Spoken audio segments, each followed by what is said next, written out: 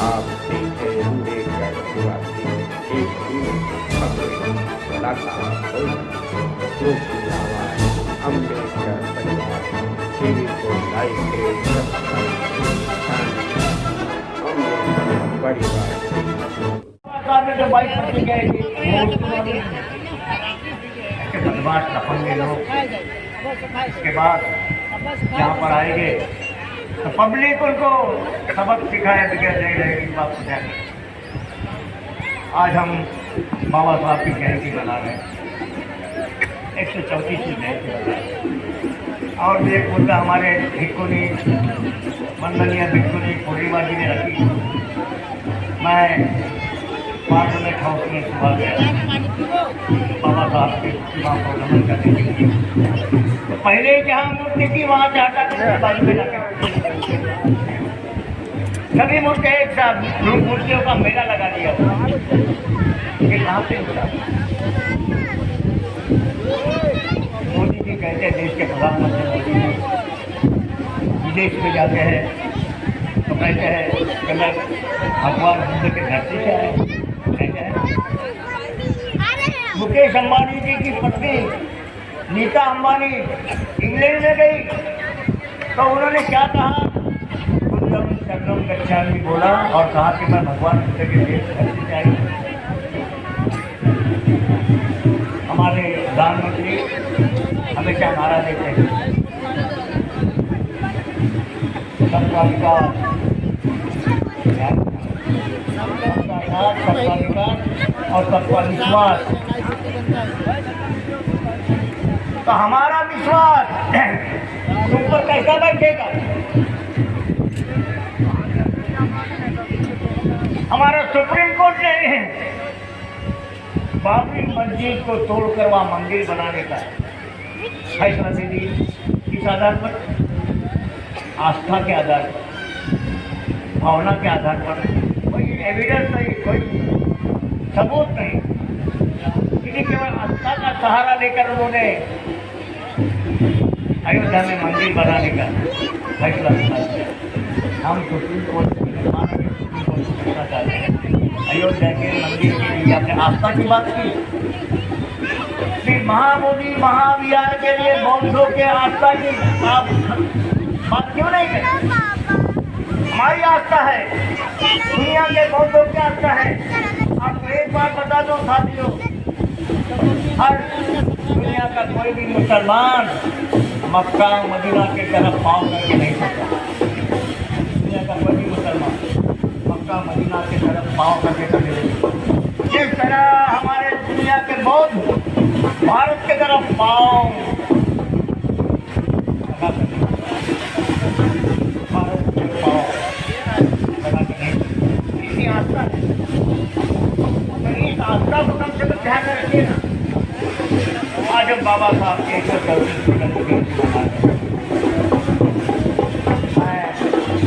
बाबा साहब की जयंती को बाबा साहब की जयंती बाबा साहब का जन्मोत्सव है तो जन्मोत्सव मना रहे हैं। हमारे देश में परंपरा भगवानों के जन्मोत्सव मनाने की परंपरा है। हमारे बहन ने अभी जो बोल के गई यहाँ पर, हमारे कवि ने सुनाया तब करवा चौथ वगैरह क्या लफड़ा है, क्या भानगढ़ है। हमारे बहन ने जवाब दिया आस्था के बारे में। 16 करवा चौथ ये सब जाके उनको अच्छा पति मिला। एक्सीडेंट है यार, करवा चौथ की वजह से नहीं मिला बहन, एक्सीडेंट है, एक्सीडेंट है। हमारी किस्मत अच्छी के लिए अच्छा पति मिल गया, करवा चौथ की वजह से नहीं। ऐसी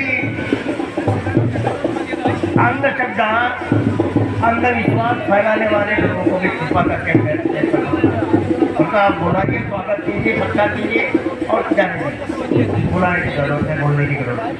हम जन्मोत्सव मना रहे हैं बाबा साहब का। हमारे देश में केवल भगवानों का जन्मोत्सव मनाया जाता है। राम जन्मोत्सव, कृष्ण जन्मोत्सव, हनुमान जन्मोत्सव, लेकिन दुनिया में एक माता महापुरुष चलता है। भगवानों से भी ज़्यादा जिसका जन्मोत्सव बनाया जाता है उसका नाम है डॉक्टर भीमराव अम्बेडकर।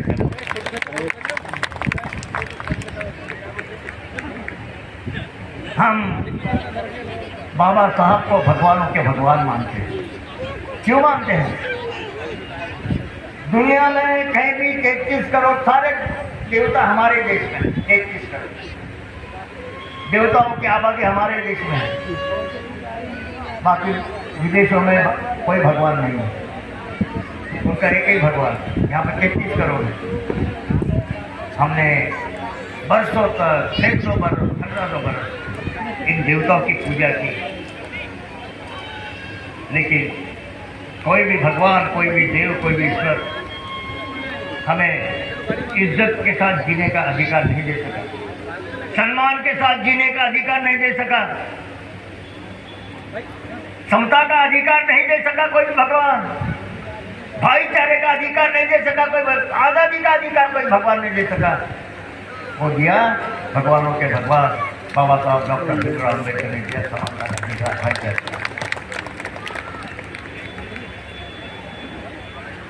मराठी में हमारे कवि ने, हमारे गुरुदेव साहब यहाँ पे कवि है, उसने गीत लिखा है, थोड़ा मैं समझाने की कोशिश करूँ तो मराठी का हिंदी में। इतकं दिलं आम्हा भीमा, इतकं दिलं आम्हा, हे कधी सरावं, तुला देव म्हणावं की भीमराव म्हणावं, तुला देव म्हणावं। इतना दिए भीमराव अपने बाबा साहब, न कभी खत्म न होने वाली दौलत आपने दी। हम क्या कहें आपको? भगवान कहे या भीमराव कहे, ये हमारे कवि ने लिखा। साथियों, यहाँ बहुत सारी बातें हुई। मैं आप सबको भीम जन्मोत्सव की शुभकामनाएं देता हूँ, लेकिन एक बात आपसे मैं गुजारिश करना चाहता हूँ, प्रार्थना करना चाहता हूँ कि बाबा साहब ने दिखाए हुए रास्ते पर चलने की ईमानदारी के साथ को और आएंगे। जन्म हो गया, अन्याय हो गया, अत्याचार हो गए। कई गांव में हमारे महाराष्ट्र में बुल्ढाना नाम का जिला है, उस जिले के चिखली तालुका के बौद्धों को शमशान भूमि में दफन नहीं करने, जलाया नहीं दिया, नहीं जलाया। वो लोग मेरे पास में आए, उन्होंने कहा सर हमारे गांव में वहाँ पे खेत में जाके जला के बात कर रहे, कोई स्मशान बौद्धों के लिए स्मशान नहीं। मूर्ख हो तुम, अरे साला हिंदुस्तानी शमशान भूमि बनाओ अपने, एक गाँव की क्या बात कर रहे हैं? सारा देश दलितों के लिए, आदिवासियों के लिए, पिछड़ों के लिए, अल्पसंख्यक समुदाय के लिए एक बड़ा कब्रिस्तान बना हुआ, हिंदुस्तान कब्रिस्तान बना हुआ है। कब्रिस्तान की क्या बात कर रहे हैं? समझिए, बाबा साहब की बराबरी कोई कर ले ना।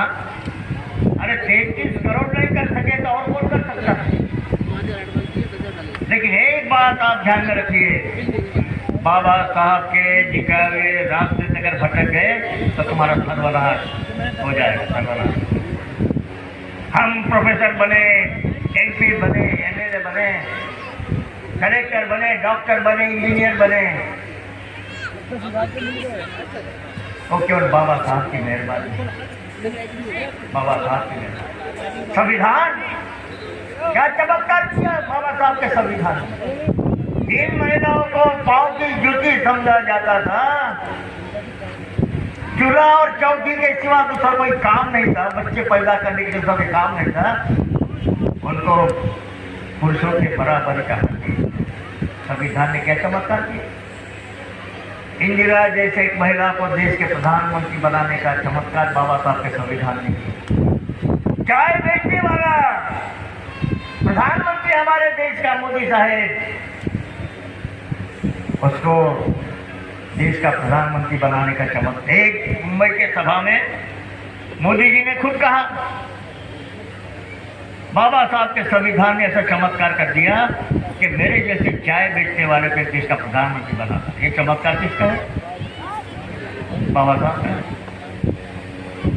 इस देश में सभी जाति के, सभी धर्म के लोगों को, चाहे छोटा हो या बड़ा हो, गरीब हो या श्रीमंत रईस हो, महलों में रहने वाला हो चाहे झोपड़ी में रहने वाला हो, सबको सम्मान के साथ, इज्जत के साथ, स्वाभिमान के साथ जीने का अधिकार मिलना चाहिए। तो बाबा साहब का संकल्प क्या मांगा था बाबा साहब? देश के समर्पण को एक ही बात, शंकराचार्य से एक ही बात बाबा साहब ने मांगी, तुम इंसानों की तरह जीते हो, हमारे 9 करोड़ दलितों को भी सारी तरह जीने का अधिकार आप दे। जो मेहनत की रोटी हम कमाते हैं, मेहनत की रोटी हम कमाते हैं, वो इज्जत के साथ खाने का अधिकार हमें दे दो, बाकी कुछ नहीं मांगा। हम ना जमीन मांगी, ना धरती मांगी, ना सोना चांदी मांगा, ना हुकूमत खुद भी नहीं मांगा, केवल सम्मान के साथ जीने का अधिकार। और सम्मान के साथ जीने के लिए बाबा साहब ने हिंदू धर्म को ठोकर मार के भगवान बुद्ध के धर्म में देकर हम पर बहुत बड़े उपकार किए। इतने उपकार बाबा साहब के हम पर है। हम अपने शरीर के रोम रोम, हमारे खून के हर एक बूंद पर, हमारे अगर सांस पर हम खाते उस हर एक रोटी के निवाले पर अगर किसी का अधिकार है तो बाबा साहब डॉक्टर अम्बेडकर बाबा। और साथी हम करोड़ों, मेरे जैसे आप जैसे करोड़ों लोग अपने शरीर की चमड़ी उतार कर उसके जूते बनाकर अगर बाबा साहब के कदम में भी पहना दे तो 7 जन्म क्या 7,000 जन्म भी बाबा साहब के उपकारों को भूल नहीं सकते हम। इतने उपकार बाबा साहब ने किए, हम पर तो किए, हमसे ज्यादा देश पर किए। आज एकात्मता जो दिख रही है देश के अंदर, कि बाबा साहब के संविधान का चमत्कार। अगर बाबा साहब का संविधान नष्ट हो जाएगा तो देश के टुकड़े टुकड़े हो जाएंगे, ध्यान रखिए। और इसीलिए हमारे देश में दुनिया के सभी धर्म मानेंगे हमारे देश में है। हजारों भाषा हमारे देश में बोली जाती है। दिल्ली की हिंदी अलग, आगरा की हिंदी अलग, 12 कोस से हमारी भाषा बदलती जाती है। हम हजारों भाषा हमारा देश में है। 6,500 जाति में बटा हुआ हमारा देश है। सैकड़ों धर्म, हजारों भाषा, हजारों जाति के इस देश को एक जैसा बगीचा का माली होता है, अलग अलग गंभीर जी के फूल तोड़ता है, एक सुंदर गुलदस्ता बना, देश का गुलदस्ता है। इस देश के सभी लोगों को एक गुलदस्ते में लाने का काम अगर किसी ने किया है, बाबा साहब के संविधान ने किया। संविधान के साथ कोई छेड़छाड़ करेगा, संविधान के साथ कोई बदतमीजी करेगा, संविधान के साथ कोई अगर संविधान का अपमान करेगा, वो देशद्रोही है, देशद्रोही है। संविधान का विरोध करने वाला जो कोई भी होगा वो देशभक्त हो नहीं सकता, वो देशद्रोही होगा। और ऐसे देशद्रोही हमारे देश में पैदा हुए तो इस देश की तमाम 140 करोड़ जनता भारत के धरती को दफन करके रख देगी, ये मेरा दावा है। और इसलिए आज के इस अवसर पर साथियों हम एक बात ध्यान रखें, बाबा साहब ने भगवान बुद्ध का धर्म दिया, उस रास्ते पर चलने की ईमानदार के साथ, ईमानदार। ये आगे पीछे क्यों हो जाए? आज के इस पावन अवसर पर आप सभी से मैं एक बात कहना चाहता हूँ, मिटा दे अपने हस्ती को अगर कुछ मर्तबा चाहे। कोई शायर कहता है, मिटा दे अपने हस्ती को अगर कुछ मर्तबा चाहे, दाना खाक में लेकर बोले अपने जिंदगी को बर्बाद करके समाज के जिंदगी को आबाद करने के लिए बाबा साहब ने खुद को बर्बाद कर दिया। 4 बच्चे उनके आंखों के सामने मर गए। आखिरी बच्चा था राजरतन। जब वो मर गया तो बाबा साहब की पत्नी माई रमाई। बाबा साहब बच्चे के लिए कफन के लिए पैसा नहीं था। रमाबाई ने बोला और लेकर आना दफन कराता है, दफन करने का है, कपड़ा तो बाबा। आखिर क्या किया रमाई ने?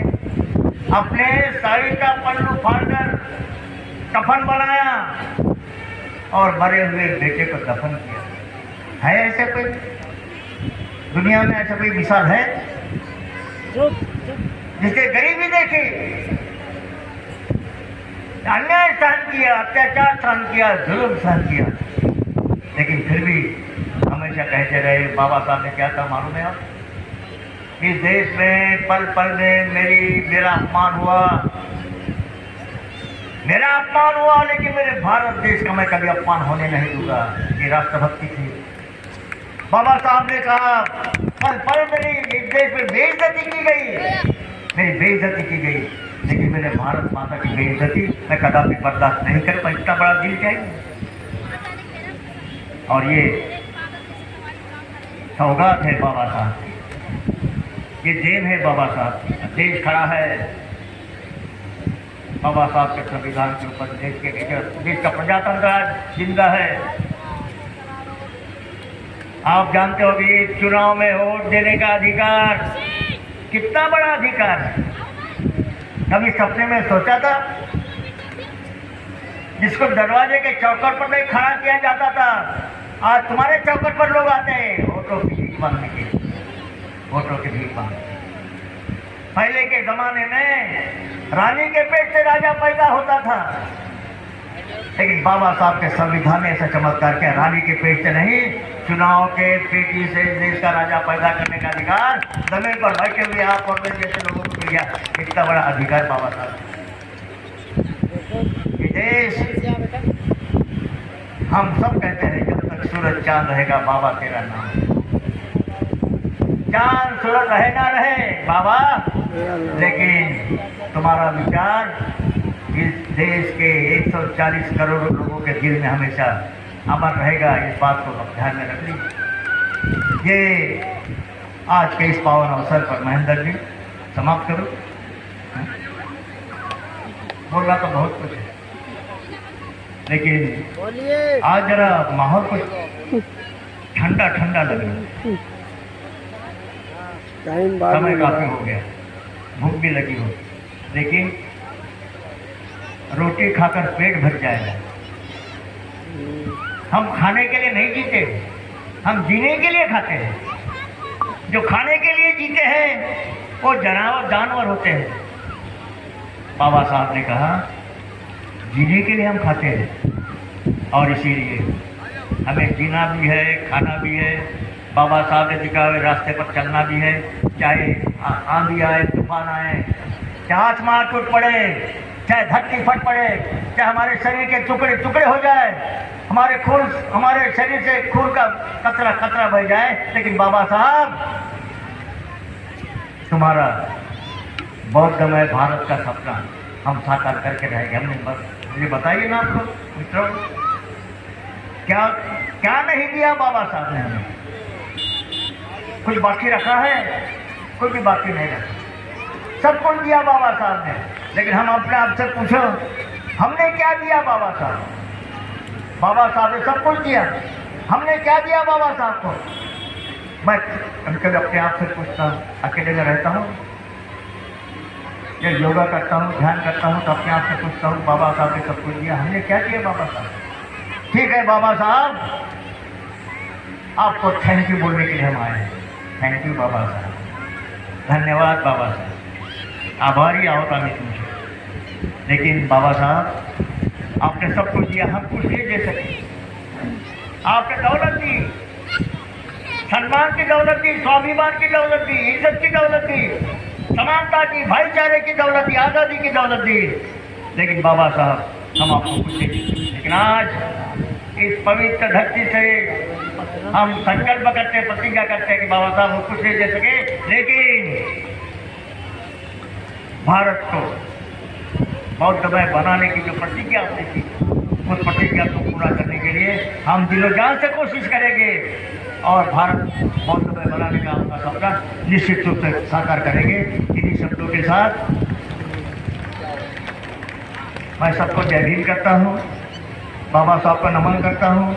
लेकिन माता और बहनों, अंधविश्वास को छोड़ो, कुछ नहीं। जाते जाते एक बात बता देना, बाबा साहब कितने बुद्धिमान थे मालूम है? स्कूल में पढ़ते थे, क्लास में नहीं बिठा दिया जाता था, क्लास के बाहर बैठते थे। एक बार इंस्पेक्टर, स्कूल का इंस्पेक्टर इंस्पेक्शन करने के लिए आने वाला आ गया।